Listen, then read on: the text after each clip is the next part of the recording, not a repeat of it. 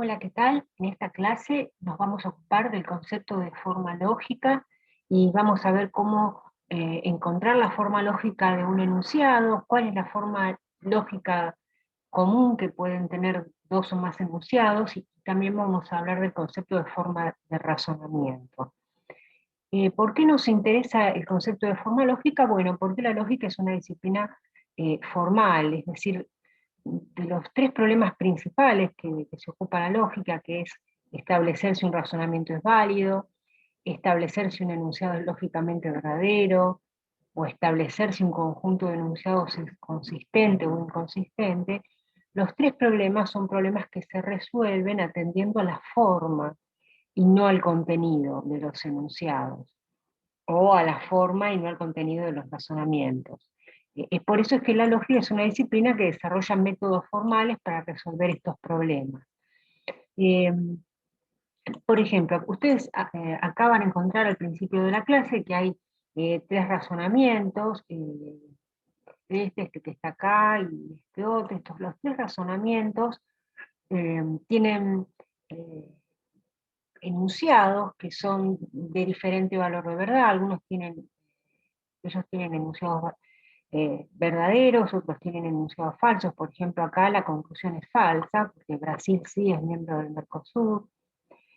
La segunda premisa es verdadera, porque Brasil no tiene como idioma oficial el castellano, bueno, etc. Eh, También es falso acá la primera premisa. Bueno, estos razonamientos, los tres que puse acá, tienen diferentes valores de verdad los enunciados que los componen. Sin embargo, los tres tienen en común la misma forma, que en un rato vamos a ver cómo podemos abstraer esa forma de razonamiento común. Y precisamente lo que nos interesa de estos razonamientos, de la perspectiva de la lógica, no es de lo que tratan, sino de su forma, porque es la forma de los razonamientos la que determina si son válidos, ¿sí? Recordemos que hay, digamos, atendiendo a la verdad o a la falsedad de los enunciados que componen un razonamiento, solo podríamos determinar que un razonamiento es inválido en el caso de que las premisas sean verdaderas y la conclusión sea falsa, pero hay otros casos de verdad o falsedad de premisas y conclusión que pueden presentarse tanto cuando los razonamientos son válidos como cuando son inválidos. Entonces, fundarnos en la verdad o en la falsedad de las premisas de la conclusión no nos permite siempre detectar si una estructura de razonamiento es válida. Eh, lo que hace la lógica es desarrollar lenguajes formales para, digamos, abstraer cuál es precisamente la forma de los enunciados y de los razonamientos. Entonces, vayamos a cómo se obtiene la forma lógica de un enunciado.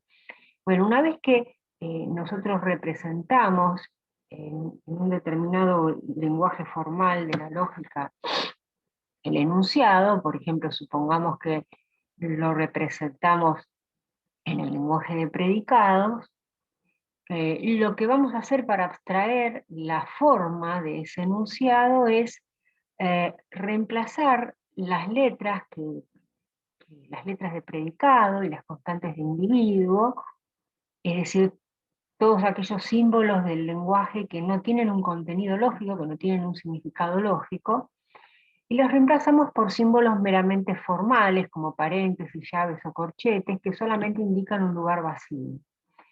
Y lo único que dejamos son aquellos símbolos que sí tienen significado lógico, ¿no? Los cuantificadores, las variables, las conectivas, ¿no?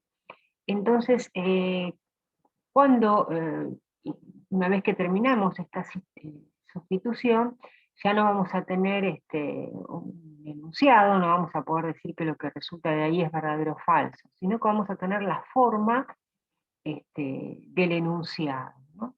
Eh, Fíjense, por ejemplo, supongamos que acá tenemos un enunciado que dice, los enunciados que participan, que son parte del razonamiento 1, que dice todos los miembros de la OPEP exportan petróleo, Paraguay no exporta petróleo. Bueno, la conclusión era Paraguay no era miembro de la OPEP, ¿no? Y bueno, para representarlo en el lenguaje de predicados, acá lo que hicimos es detectar que hay un predicado relacional, X es miembro de Y, que lo estamos llamando P de XY, y hay otro predicado relacional que es X exporta Y, que lo estamos llamando acá Q de XY. Estamos llamando al individuo concreto OPEP, ¿sí? Que la Organización de Países Exportadores de Petróleo, como tiene un nombre propio, lo podemos asociar a una constante de individuo, y lo mismo pasa con Paraguay, ¿no? Fíjense, acá hay una cosa que es interesante destacar. Al petróleo lo estamos considerando como un individuo, ¿sí? A la sustancia petróleo la estamos considerando como un individuo. Eh, ¿Cómo simbolizamos esto entonces? Bueno, que todos los países que integran la OPEP exportan petróleo, fíjense, lo simbolizamos, es un enunciado universal, así que el cuantificador universal va a ser el símbolo principal y después tiene un condicional como símbolo lógico principal. Y acá dice, si X es país exportador, si X es país que pertenece a la OPEP, entonces X exporta petróleo. ¿Y qué es lo que dice este segundo enunciado? Bueno, que Paraguay no es un país que exporte petróleo, ¿no? Eh, ¿Cómo? Esto sería la manera de simbolizar a los enunciados en el lenguaje de predicado. Ahora, si yo quiero expresar su forma lógica de una manera todavía más general, omitiendo todo contenido descriptivo, ¿qué voy a tener que eliminar? Voy a tener que eliminar las letras de predicado, P, Q, etcétera, y también voy a tener que eliminar las constantes de individuo como A y B. Entonces, por ejemplo, en el primer enunciado, solamente me queda el cuantificador, las variables, ¿sí? Eh, y las conectivas. En este caso un condicional. Y abajo, bueno, la negación porque es el único símbolo lógico que hay en este enunciado. ¿Y qué son todos estos símbolos que aparecen acá? Los paréntesis, los corchetes, eh, las llaves, bueno, estos son todos símbolos, estos pares de paréntesis o de corchetes o de paréntesis angulares, los vamos a utilizar para representar letras de predicado o también letras de enunciado si estamos trabajando en el lenguaje de enunciado. Y para representar constantes de individuo, vamos a utilizar, por ejemplo, redondelitos, o circulitos, o rombitos, o cuadraditos, ¿sí? Acá, la posición de este símbolo simplemente significa que acá tengo que poner una constante de enunciado, perdón, una constante de individuo. Y lo mismo pasa con este rombo. Simplemente me indica acá, tiene que haber una constante de individuo. Este corchete, estos paréntesis angulares y estos corchetes, lo único que indican es que acá tiene que haber una letra de predicado. Es decir, los símbolos que estamos utilizando ahora solo me indican la categoría de símbolo que va ahí, ¿no? Es decir, de símbolo no lógico. Los símbolos lógicos los estamos conservando, ¿no? Cuando estamos en el lenguaje de predicado, siempre que haya paréntesis, corchetes, corchetes angulares o llaves, eso es un indicio de que ahí tiene que haber una letra de predicado. Cuando estamos en el lenguaje de enunciados, van a ser indicios de que tiene que haber una letra de enunciado. En cambio, el círculo o el rombito o el rectángulo que aparece acá son indicios de que ahí tiene que haber una constante de individuos, ¿sí?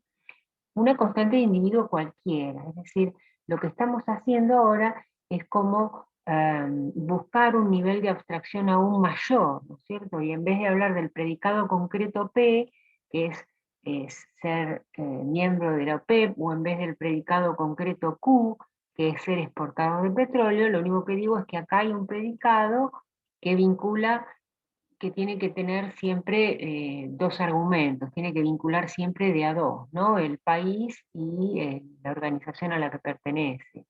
Acá hay otro predicado relacional que tiene que vincular también dos términos, ¿no? El país y la sustancia que exporta. Eh, Bueno, esto es lo que, en esto consiste encontrar la forma lógica de un enunciado, ¿no? Es decir, lo único que queda en la forma lógica del enunciado son los símbolos lógicos, cuantificadores, conectivas, variables, y bueno, los paréntesis o símbolos auxiliares que estamos utilizando para reemplazar las letras de individuo, las constantes de individuo, las letras de predicado o las letras de enunciado. Bueno, acá tienen ustedes otro ejemplo. En este ejemplo, bueno, tienen dos enunciados para representar simbólicamente. Yo voy a trabajar ya con su representación simbólica en el lenguaje de predicado. Y fíjense, parecen ser similares las fórmulas obtenidas y sin embargo no son similares, ¿no? Porque acá tenemos la negación de una conjunción y en cambio acá tenemos una conjunción que tiene uno de los conjuntos negados. Así que la forma de este enunciado no es la misma que la forma de este, ¿sí? La forma de la fórmula de arriba, la forma lógica de la fórmula que está arriba es esta que está acá, es la negación de una conjunción. O sea, este sería el símbolo principal, la negación. En cambio, acá, en el enunciado 4, la forma lógica es la de la conjunción de dos fórmulas, una de las cuales está negada, pero el símbolo principal es la conjunción. Bueno, acá ustedes tienen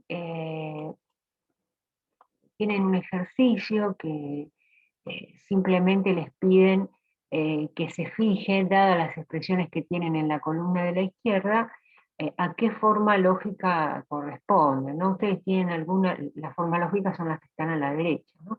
Ustedes tienen algunos ejemplos resueltos, por ejemplo, fíjense que el 1 corresponde a la forma de C, ¿no? Porque fíjense que en el 1 el símbolo principal es un condicional, ¿cierto? Tenemos un condicional, entonces, bueno, me tengo que fijar a ver alguna de todas estas formas que tengan condicionales como símbolo principal. Fíjense, acá hay un condicional, pero no es el símbolo principal. Acá hay un condicional, pero sí es el símbolo principal, así que este es un candidato, ¿no? Acá también hay un condicional como símbolo principal, pero ¿qué pasa? Es un condicional entre un cuantificador universal y uno existencial, y acá no, acá en el consecuente hay cuantificador universal, así que no puede ser. Si seguimos fijándonos, bueno, no hay otros que tengan condicionales como símbolo principal, excepto el que habíamos mirado acá arriba, C. C sí tiene un condicional como símbolo principal, como consecuente tiene un cuantificador universal igual que acá, y como antecedente tiene la negación de un universal, que es lo mismo que está acá adelante, ¿no? Entonces, esta es la forma lógica de este enunciado. Fíjense, la única diferencia entre C y 1 es que en el lugar donde están acá las llaves, acá hay una letra de individuo, una constante, una letra de predicado determinada, la P, por ejemplo, ¿no? Acá es lo mismo, en el lugar de donde están las paréntesis angulares, acá hay una letra de predicado específica, que es la T, y acá en lugar de los corchetes, también hay una letra específica que es la letra de predicado R. Fíjense que no importa que acá el cuantificador tenga como índice Z y en la matriz existe la variable Z, y acá en cambio el índice del cuantificador sea I, y en la matriz aparezca la variable I, ¿sí? Porque las variables no son, en el fondo las variables solamente indican una posición, ¿sí? No es que la variable I indica un individuo concreto, simplemente la variable indica que acá tengo que poner un individuo, que acá tengo que poner otro individuo, y que este cuantificador afecta a los individuos que puse acá y acá, ¿sí? Pero da lo mismo que yo ponga X, Y, Z, ¿no? Por eso da lo mismo que acá figure Z y acá Z, y en cambio acá figure I y acá I. Fíjense, por ejemplo, que acá este circulito está reemplazando la constante de individuo A, este rombito está reemplazando la constante de individuo C, Después también tienen resuelto el 2, creo, fíjense, acá en el 2 tienen también de nuevo como símbolo principal un cuantificador universal, que es lo mismo que pasa en E. Y fíjense, el antecedente es una fórmula cuantificada universalmente, igual que acá, y el consecuente es una fórmula cuantificada existencialmente, igual que acá. Y entonces, ustedes tienen que tener acá en el consecuente una letra de predicado diádica, es decir, que afecte a dos individuos, y eso pasa acá, ¿sí? Y en el antecedente tienen que tener una letra de predicado monádica, que afecte a un solo individuo, lo mismo que pasa acá con la S. De nuevo hay diferencias en las variables, acá está la variable i y acá la variable z, pero bueno, que haya diferencias en las variables no afecta a la forma lógica, ¿sí? Sí afectaría si acá hubiera una sola variable y acá hubiera dos variables, por ejemplo, ¿no? Ahí sí la forma lógica no coincidiría. Veamos el tercero. El tercero, fíjense, en el tercero el símbolo principal es la negación, ¿no es cierto? Entonces, para buscar cuál es la forma lógica de este enunciado, me fijo alguno que sea una negación de qué. Bueno, una negación de una conjunción. Entonces veamos, ¿hay negaciones de conjunciones acá? Sí, por ejemplo, B también es la negación de una conjunción.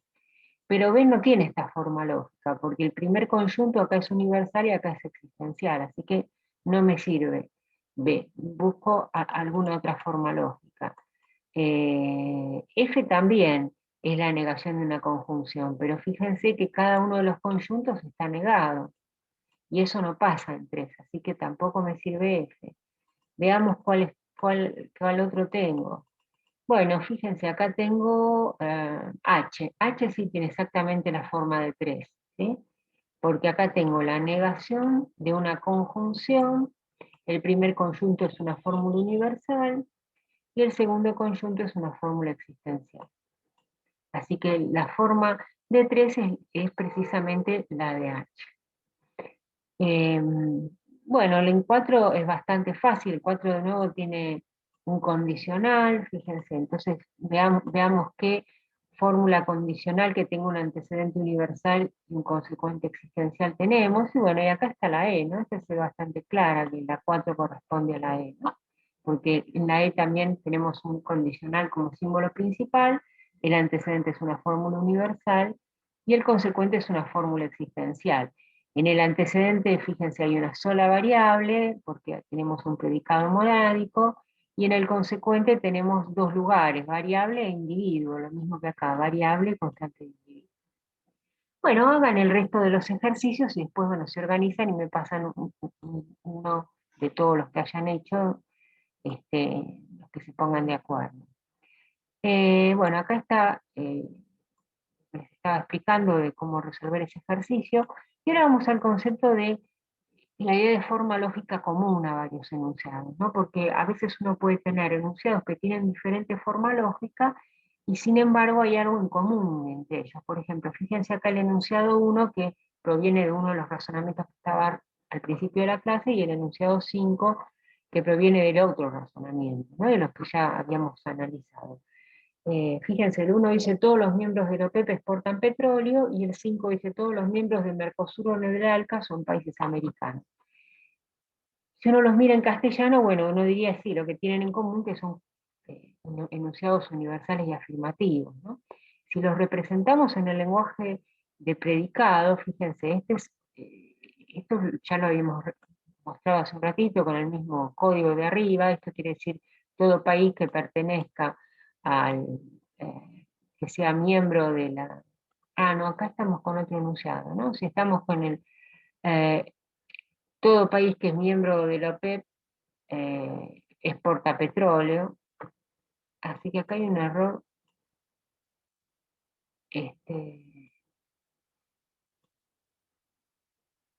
No, no, no hay ningún error. Acá este código corresponde al segundo enunciado. El segundo enunciado es el que es el que dice que cualquiera sea X.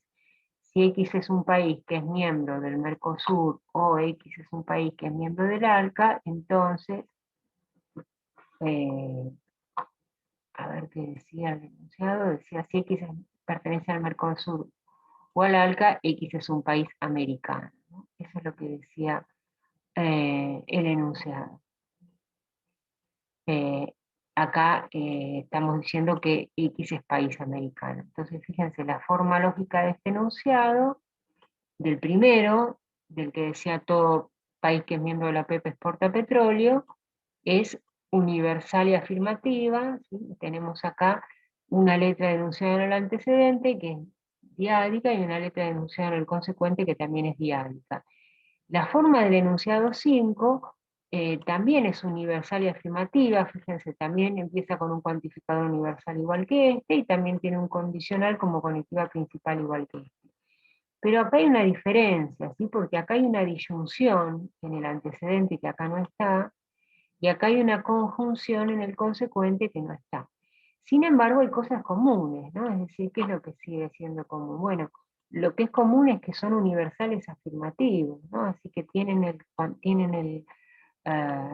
ese condicional que va a ser la conectiva principal, pero bajo el alcance del cuantificador, y por supuesto tienen el cuantificador universal como símbolo lógico principal. Entonces, a pesar de que no tienen la misma forma lógica, porque en uno hay una disyunción en el antecedente y una conjunción en el consecuente y en el otro no, hay una forma común a ambos. Cuando yo quiero abstraer qué es lo común de ambos desde la perspectiva lógica, la fórmula común sería esta, ¿no? Es decir, la que simplemente tiene un cuantificador universal y, por supuesto, la conectiva tiene que ser condicional porque son universales afirmativos. Son enunciados generales, universales afirmativos. Esto es entonces lo común a ambos. ¿Qué es lo que no estamos poniendo acá? Bueno, no estamos poniendo la disyunción porque solamente la tiene este enunciado, ni la conjunción porque solamente la tiene este enunciado. Tampoco estamos poniendo las constantes de individuo. ¿Por qué? Y porque acá hay constantes de individuo en el antecedente y acá también, pero acá hay constantes de individuo en el consecuente y sin embargo acá no hay constantes de individuo en el consecuente, solo hay variables. Entonces, esta es la forma común a ambas, pero en realidad, fíjense, acá en realidad podríamos todavía eh,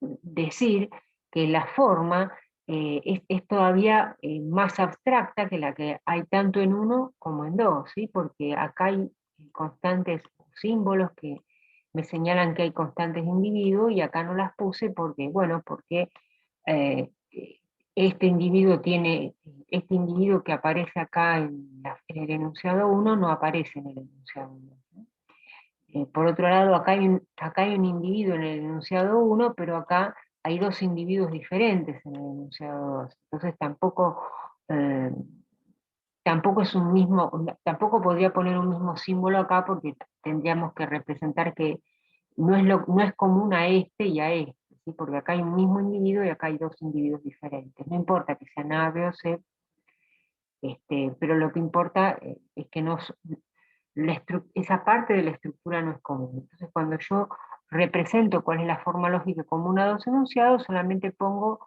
de los símbolos lógicos cuáles son aquellos que aparecen en los dos enunciados. Eh, bueno, acá tienen un ejercicio también en donde, bueno, que ya está resuelto, en donde ustedes tienen que ver cuál es la forma común, o fíjense, por ejemplo, entre estos dos enunciados, la forma común es esta. ¿Por qué? Porque ambos son condicionales, ¿no? Ambos son condicionales. Y ambos tienen tanto en el antecedente como en el consecuente cuantificadores universales. Ahora, la forma de este y la forma de este son diferentes, porque acá tengo un predicado triádico y acá un predicado monádico, ¿no? Lo mismo, acá tengo un predicado diádico y acá tengo uno triádico, así que no tienen la misma forma, pero hay una forma común que comparten, y eso lo pongo. Después fíjense, acá está negado el predicado y acá no, entonces la negación, por más que es un símbolo lógico, no la pongo como en la forma común del enunciado porque no es común a ambos, ¿no?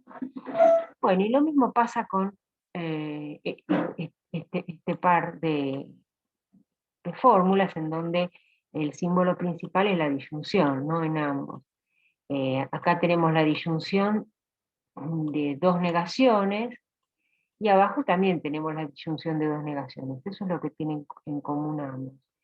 Después fíjense, acá en este disyunto hay una conjunción y en este un condicional, así que eso ya no es común. Lo mismo, acá en este segundo disyunto hay un condicional y acá no hay ninguno, ¿no? Así que esa parte no integra la forma común. Todo lo que, fíjense además que todo aquello que no es un símbolo lógico, son símbolos no lógicos, son reemplazados por corchetes o llaves, etc. Y las constantes de individuo son reemplazadas por redondelitos o rombitos o cualquier otro símbolo que no sea una constante concreta, ¿no?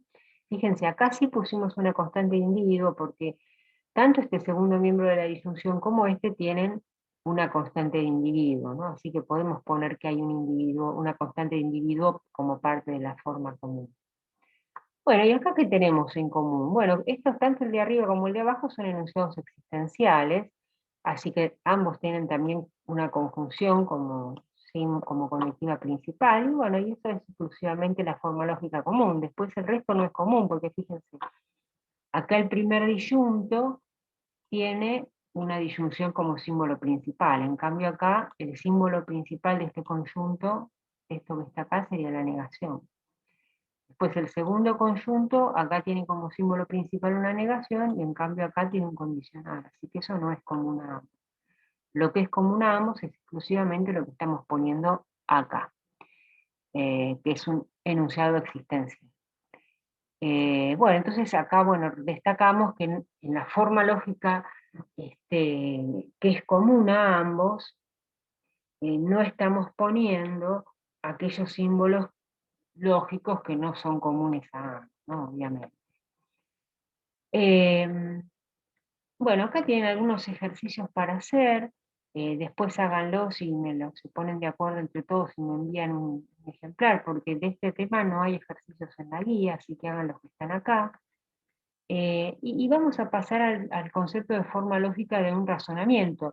Bueno, dado que un razonamiento es un conjunto de enunciados, obviamente la forma lógica del razonamiento la obtenemos eh, reemplazando los enunciados por la forma lógica de los enunciados. Es decir, lo que yo tengo que hacer es, en la simbolización de un razonamiento, en un determinado lenguaje, sea en el lenguaje de enunciados o en el lenguaje de predicados, lo que hago son reemplazar todo aquello que no es lógico, ¿no? Lo reemplazo por símbolos formales que no tengan ningún significado, como por ejemplo los paréntesis, los corchetes, las llaves.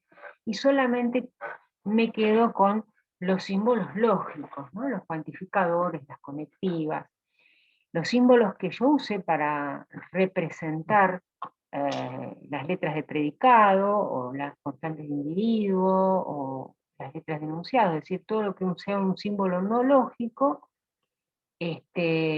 simplemente me van a indicar que ahí había, que en ese lugar, antes de la sustitución, había un símbolo descriptivo de determinada categoría, ¿no? Entonces, ahora, acá en la clase volvemos a los razonamientos con los que empezamos. ¿Por qué? Porque acá la idea es, lo simbolizamos a estos razonamientos, a los tres que teníamos. Bueno, acá creo que simbolizamos solamente los dos primeros. Fíjense, vamos a la simbolización del primero. ¿Qué tenemos acá? Tenemos un enunciado universal afirmativo, acá tenemos la negación de este consecuente, pero aplicado a un caso particular, al de Paraguay, ¿sí? Estamos hablando de una instancia particular. Acá me dicen todos los, los individuos X que pertenezcan a la OPEP exportan petróleo. Acá digo Paraguay no exporta petróleo. Y acá digo, como conclusión, Paraguay no pertenece a la OPEP. O sea, está negado esto que está acá, pero para un considerado para un individuo concreto que es Paraguay.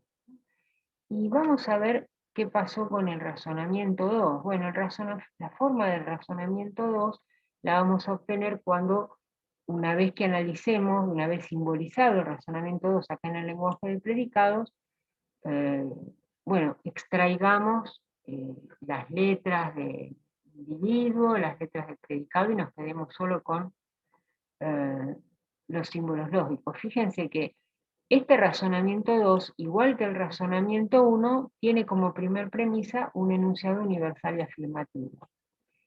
Y tiene como segunda premisa la negación de algo que es parecido a lo que estaba en el consecuente, excepto que en vez de hablar de X en general, habla de un individuo concreto. Y tiene como conclusión la negación de esto que estaba en el antecedente, ¿sí? Excepto que en vez de hablar de X en general, acá me hablan de este individuo C. Pero entonces vemos que hay algo en común entre este razonamiento y este otro, ¿no? Los dos empiezan con una universal afirmativo, y en la segunda premisa tienen negado el consecuente, y en la primera premisa tienen negado el antecedente, pero instanciado, ¿no? Entonces esa va a ser la forma común, ¿no? Lo que comparten ambos es que la primera premisa es universal afirmativo, y acá no pongo la letra de predicado ni las constantes de individuos, simplemente pongo estos símbolos formales que indican que ahí tiene que haber una letra de predicado, y acá pongo la negación de este enunciado particular que dice, acá por ejemplo decíamos que Paraguay no exportaba petróleo, acá decíamos que Paraguay no pertenecía a la OPEP, y en ambos casos tenemos la negación de enunciados particulares, y acá tenemos negación de conjunción y negación de disyunción, pero bueno, también son negación de enunciados particulares, ¿no? Si hacemos abstracción de que acá hay una conjunción y hacemos abstracción de que acá hay una negación, una disyunción, también tenemos la negación de enunciados particulares, ¿no? Por eso acá estamos poniendo la negación de un enunciado. ¿Y por qué ponemos la O? Bueno, porque no es una O, es un circulito en realidad que representa una constante de individuo, ¿no? Y acá lo mismo. Fíjense que este símbolo que pusimos acá es el mismo que está acá, porque cuando lo representamos en el lenguaje de predicados, eran los mismos predicados que aparecían acá, ¿no? Y acá pasa lo mismo. Acá pusimos corchetes, lo mismo que acá, porque cuando estábamos trabajando en el lenguaje de predicados, los mismos predicados que aparecían acá son los que aparecen en la conjunción. Eso tiene que respetarse en la forma lógica, ¿no? Entonces, la forma lógica común al razonamiento sería esta. Es decir, esto es lo común a los dos razonamientos que hemos simbolizado acá. Fíjense entonces, uno con esta forma de razonamiento que está acá, podría inventar en principio una cantidad infinita de razonamientos concretos, si uno les diera contenido, es decir, si uno reemplazara estos corchetes por letras de predicados, este circulito por constantes de individuo, y a su vez reemplazar esos predicados por propiedades concretas en castellano, expresadas en castellano, tendría razonamientos expresados en el lenguaje natural. Bueno, y acá lo que tenemos es la idea de por qué es importante encontrar la forma lógica de un razonamiento, porque bueno, la validez de un razonamiento depende de la validez de su forma lógica, ¿no? Es decir, un razonamiento es válido solo si su forma lógica es válida, ¿no? Entonces, si una forma de razonamiento es válida, todos los razonamientos que sean casos de esa forma va a ser válido, ¿sí? Independientemente de cuál sea el valor de verdad de las premisas y de la conclusión. Claro que si una forma es válida, nunca va a admitir premisas verdaderas y conclusión verdadera. Pero sí puede admitir premisas falsas y conclusión falsa, o premisas falsas y conclusión verdadera, ¿sí? La idea es que cualquiera sea la interpretación que le dé, si la forma es válida, el razonamiento concreto también va a ser válido. Bueno, acá tienen otros ejemplos sobre cómo sacar la forma de común a dos razonamientos. Y acá me interesaba destacar en el final la idea de contraejemplo, ¿no? De qué es un contraejemplo. Bueno, cuando uno tiene una forma de razonamiento, si encuentra un caso particular de esa forma, que haga que las premisas sean verdaderas y la conclusión sea falsa, uno dice que encontró un contraejemplo, es decir, que encontró justo el caso que evidencia que esa es una forma inválida. Es decir, así como si una forma de razonamiento es válida, todos los razonamientos concretos con esa forma también van a ser válidos. Si yo tengo un razonamiento inválido y abstraigo su forma, todo razonamiento con esa forma también va a ser inválido, ¿sí? Aunque yo encuentre maneras de sustituir sus premisas y su conclusión de manera que sean, por ejemplo, verdaderas las premisas y la conclusión, si la forma es inválida, todo el razonamiento va a ser inválido también, ¿no? O sea, es independiente del valor de verdad de las premisas y de la conclusión.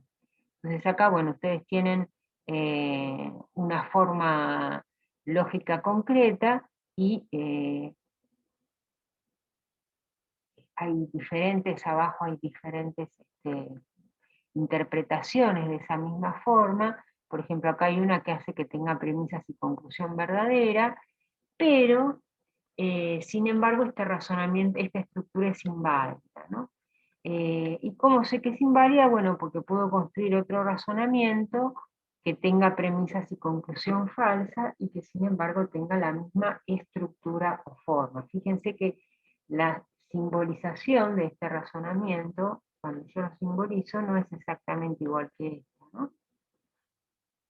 Sin embargo, tienen una forma en común. Por ejemplo, lo que es común es que la primera premisa es la negación del existencial, que la segunda premisa es la negación de lo que tenemos acá en el segundo conjunto, y que la conclusión es el primer conjunto, pero bueno, aplicado a un caso particular, ¿no? Instanciado. Acá pasa lo mismo, ¿no? En este otro razonamiento tenemos la negación de un cuantificador existencial, ¿no? O sea, es la negación del enunciado existencial. La segunda premisa es la negación del segundo conjunto, instanciado para un caso concreto, y la conclusión es el primer conjunto, pero también instanciado para un caso concreto. Ahora, como yo sé que este razonamiento, yo acá le encontré una interpretación que hace verdadera las premisas y falsa la conclusión, yo ya sé que este razonamiento es inválido y que todo otro razonamiento con la misma forma lógica también va a ser inválido. Entonces este otro que tiene la misma forma también va a ser inválido, aunque tenga premisas verdaderas y conclusión verdadera. Entonces, en resumen, podemos decir que una forma de razonamiento es válida si no tiene contraejemplos, ¿sí? Y que si una forma de razonamiento es inválida, tiene que tener al menos un contraejemplo, ¿sí? Bueno, acá hay otros ejemplos para que ustedes, otras actividades que les propongo que hagan, y que después, bueno, se pongan de acuerdo y me envíen la que hayan hecho en conjunto, así yo las corrijo y les digo si está correcta o si hay algo que corregir. Bueno, terminamos acá.